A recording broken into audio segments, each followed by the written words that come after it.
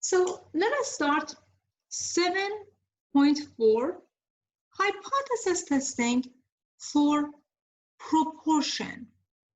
Remember that when we talked about population, we said that population has some parameters. The parameters for population include the mean or mu. You also had proportion, P.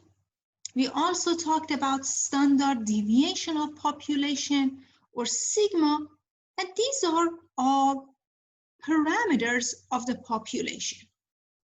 Well, we had hypothesis testing for the mean. Now we moved on to hypothesis testing for population proportion. So there is no mu. We are talking about P or proportion. As before, we have three different cases. We either have null hypothesis, which is saying that population proportion is greater than or equal to a constant, a number, which in this case either in decimal or percentage. Let us call it, for example, p sub 0 or any number that you like. This is just a constant.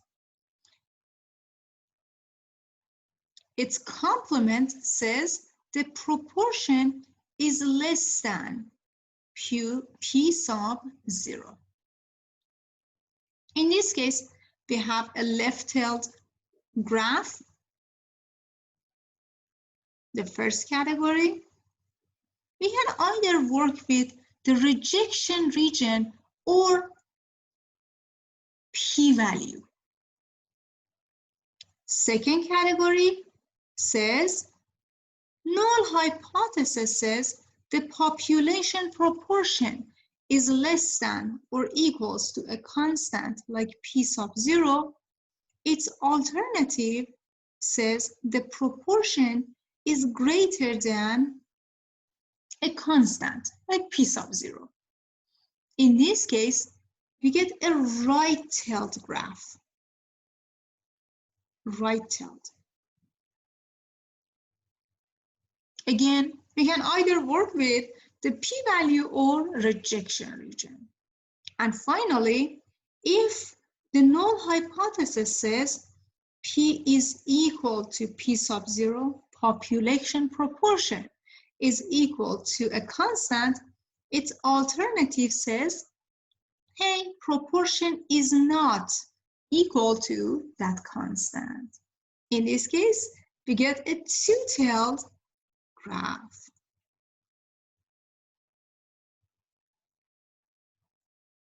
Very well. So what are the steps? As usual, we have to follow some steps. Step 1, verify that the sampling distribution of p hat is the sample proportion, can be approximated by a normal distribution, or if we multiply n by p, sample size, by population proportion, it's greater than equals to 5. N times Q is also greater than or equals to 5.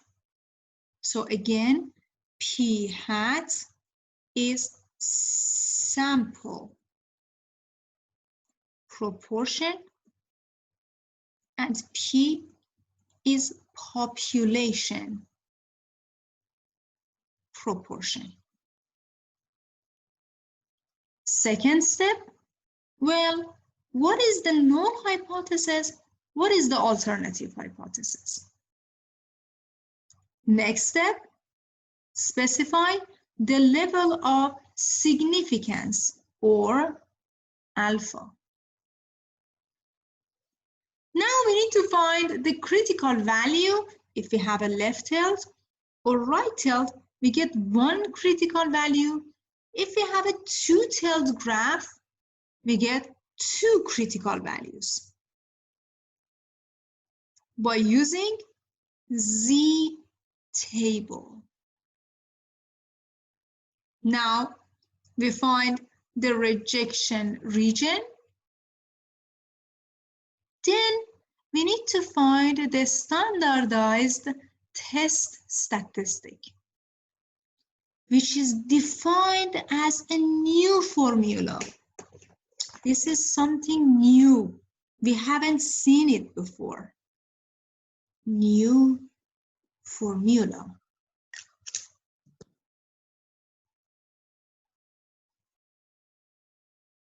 This formula says, hey, the standardized test statistic is defined as p hat minus p divided by square root of pq divided by n.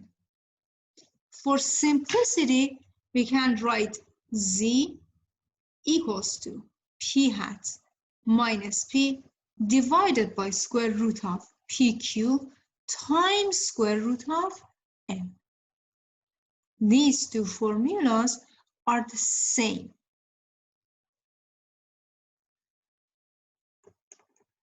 Now, if z is inside the rejection region, we reject the null hypothesis. Otherwise, we fail to reject the null hypothesis.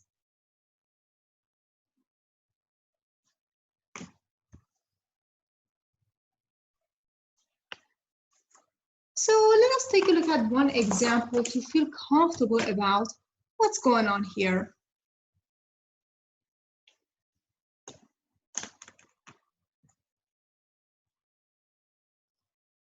Example on page 2. A researcher claims that, well, there is a keyword for us. Claims that less than, okay, another keyword, less than 40%. 40%. 40 out of 100 of US cell phone owners use their phone for most of their online browsing. Okay. So here's we have the claim. We have less than is equivalent to the symbol less than, smaller than, 40%. We have percent. So when you see percent, it means that the proportion is given to you.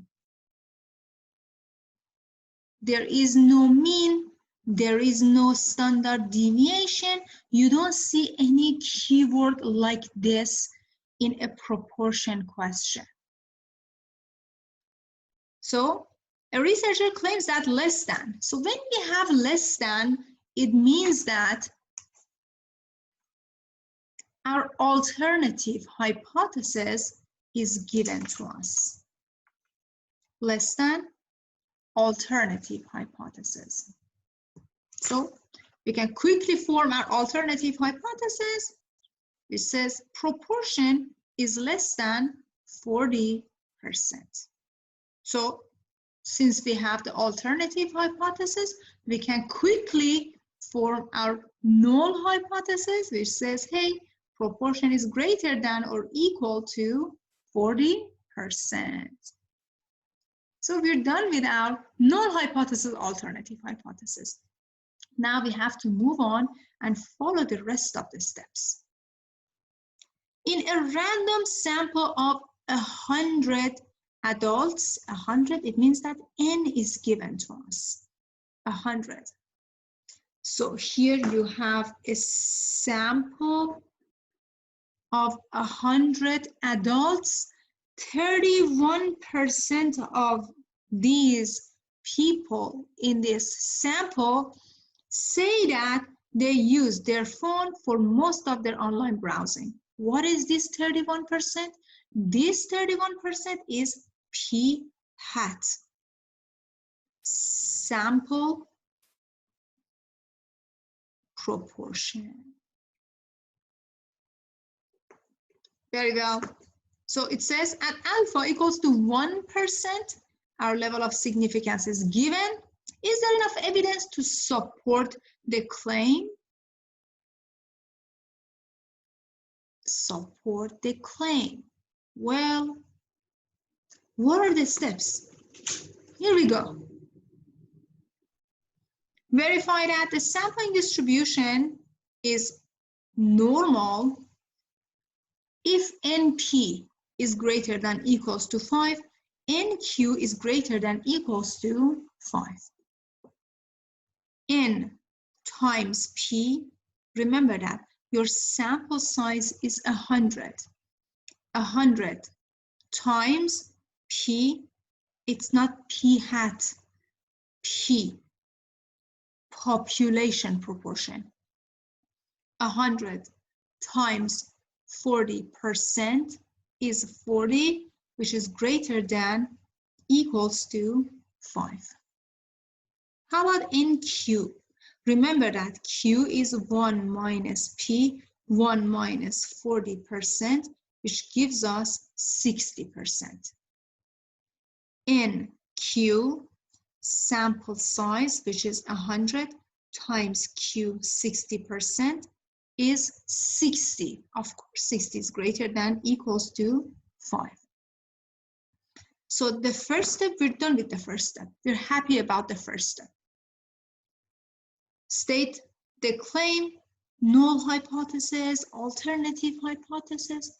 We have already formed our null hypothesis, alternative hypothesis. Which one is the claim? Claim is less than 40%. So our claim is the alternative hypothesis. Well, okay. Specify the level of significance. Level of significance is given to us, 1%.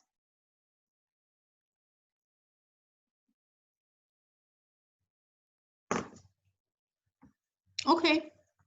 Determine the critical values. Since it's a left-tailed graph, we only have one critical value. How do we find the critical value?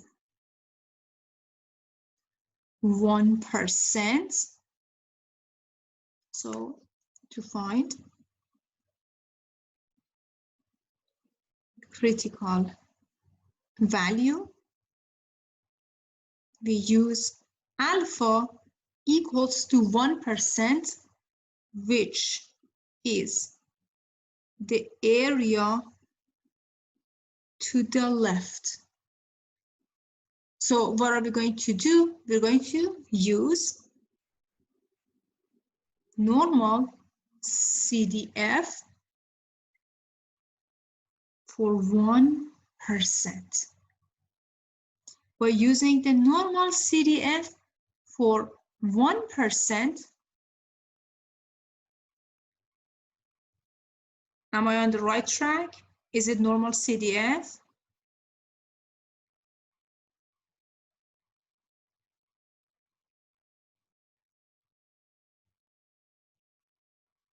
I'm waiting for you, class.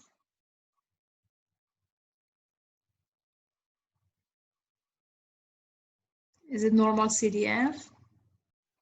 We are finding the critical value.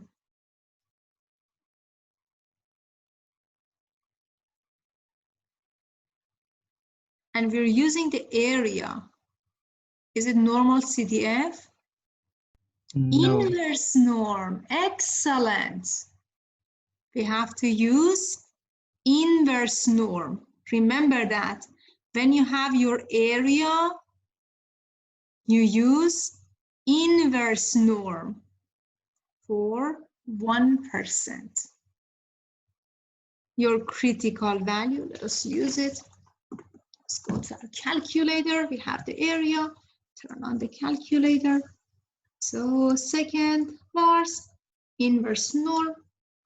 Area is 1%. Mu is 0. Standard deviation is 1. And we calculate that. We get negative 2 point.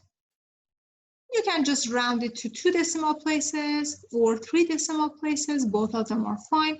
Negative 2.33. This is my critical value.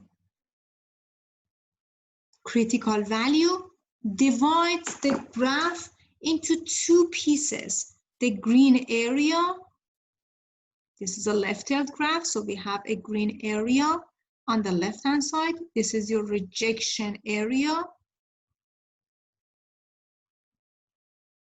And non-rejection area. Now we have to move on to find a standardized test statistic. Standardized test statistic. If this number is inside the green area, we reject the null hypothesis. Well, okay, let's calculate that. We know that our standardized test statistic is p hat minus p divided by square root of pq times square root of n. Well, I already found my p hat, which is 31%. P hat is 31%. P hat or sample proportion is 31%. P or population proportion is 40%. So this is my numerator divided by square root of P 40%, Q 60% divided by 100. So if I flip that, I get square root of 100, which is 10. Well, standardized test statistics says, hey, I am negative 1.84. Is this inside the rejection region? Is this number inside the green area? Okay, let's take a look at our area. You know that this little area to the left is my rejection area. What is the dividing number? The dividing number is negative 2.33. Where is this negative 1.84? Is this inside the area or is this outside the area? This outside. Is outside. Excellent. Thank you very much. This is negative 1.84. So it's not inside the rejection area. It's before negative 2. Negative 1.84 outside. Since Z is outside the green area, it means that we fail to reject the null hypothesis. Since Z equals to negative 1.84 is not in the green area, we fail to reject the null hypothesis. Unofficially, we can say that, hey, we are supporting our null hypothesis. We are supporting our null hypothesis. What's the meaning of that? There is not enough evidence at the 1% level of significance to support the claim that less than 40% of US cell phone owners use their phone for most of their online browsing.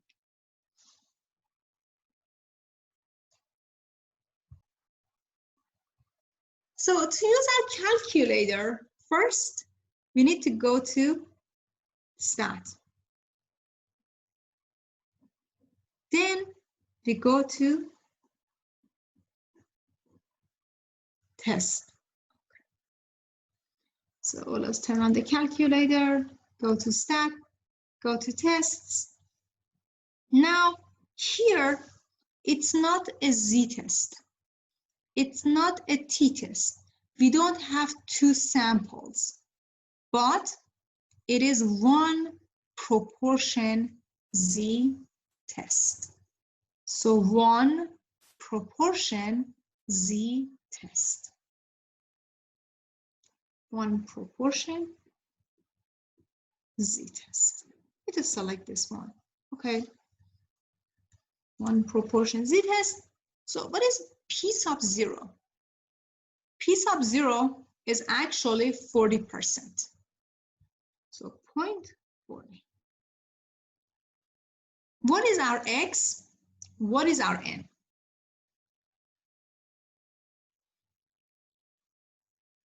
So how do you identify your x? How do you identify your n?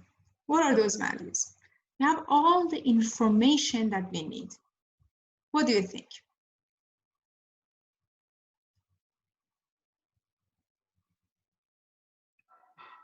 So which one is x, which one is n? Here you have a sample of 100 adults, 31%. So what is x?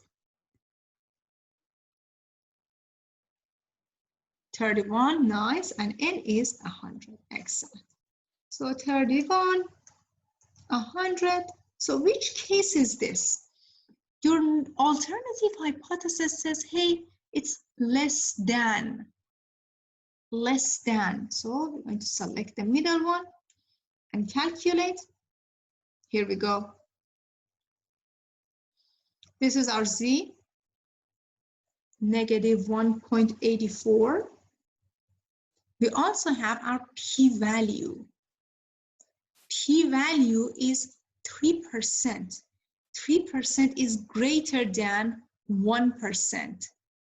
So we fail to reject the null hypothesis. You can say that, hey,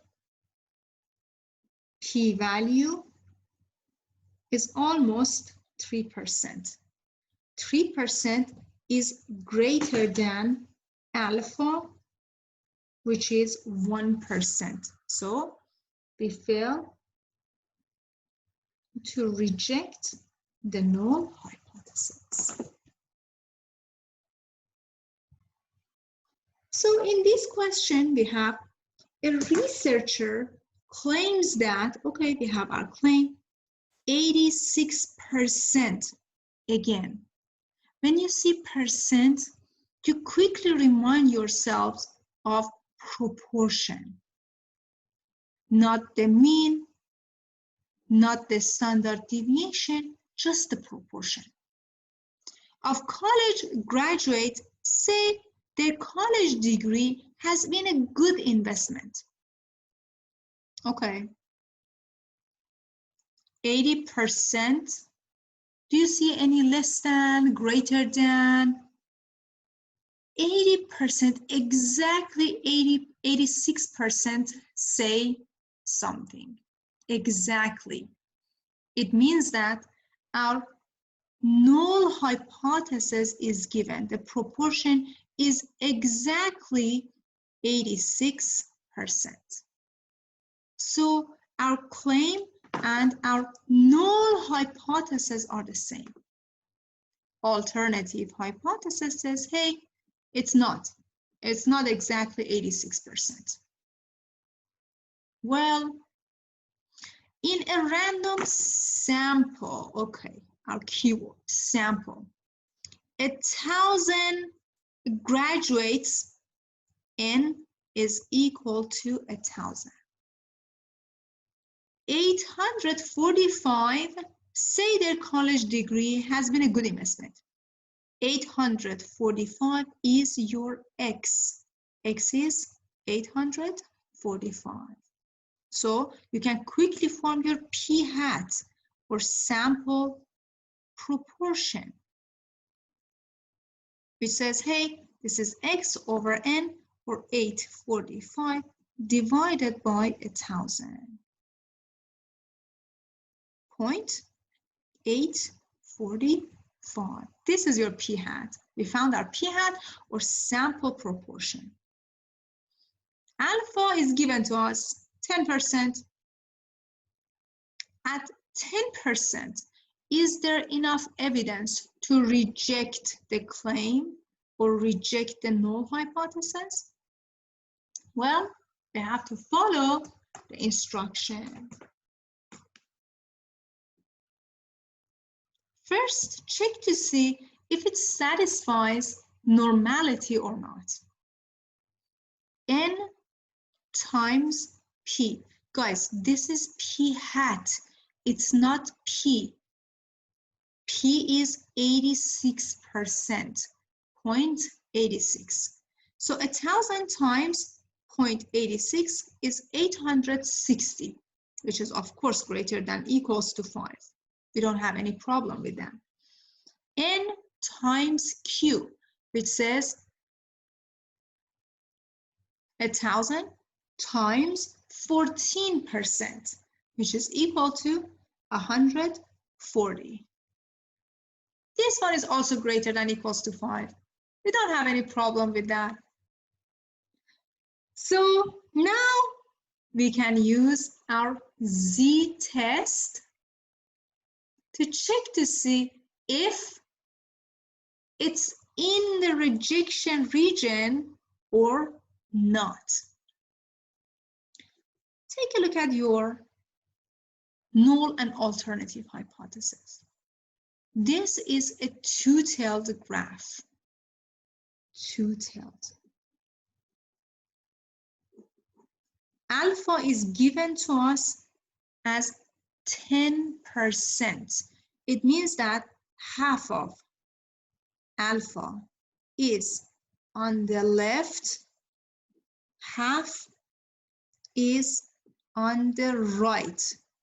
So when we want to find the critical value, so to find the critical value, we use inverse norm for alpha divided by 2, or inverse norm of 5%. 5%, not 10%. Turn on your calculator. Okay, let me just clear this one. Second bars. So inverse norm, 5%. It gives me negative 1.645. Negative 1.645. And remember that since it's a two-tailed graph, you have a negative and a positive critical value.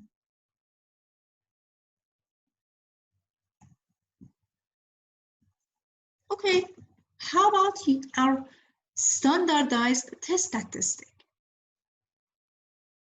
Z, or a standardized test statistic, is equal to p-hat minus p divided by square root of pq over n, or p-hat minus p divided by square root of pq times square root of n.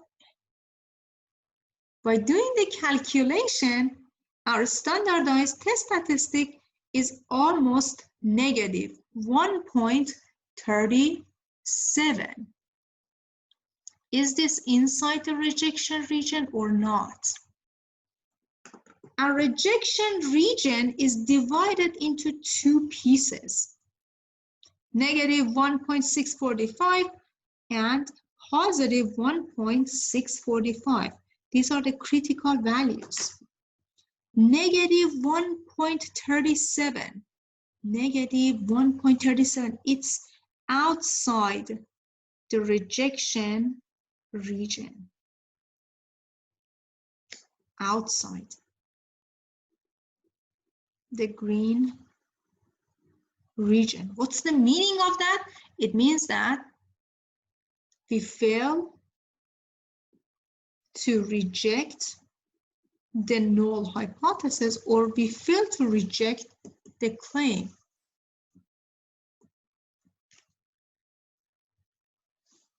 What's the meaning of that? There is not enough evidence at 10% level of significance to reject the claim that 86% of college graduates said their college degree has been a good investment. Let us take a look at our calculator, double check this. We go to stat, we go to tests. We need to find one proportion z test.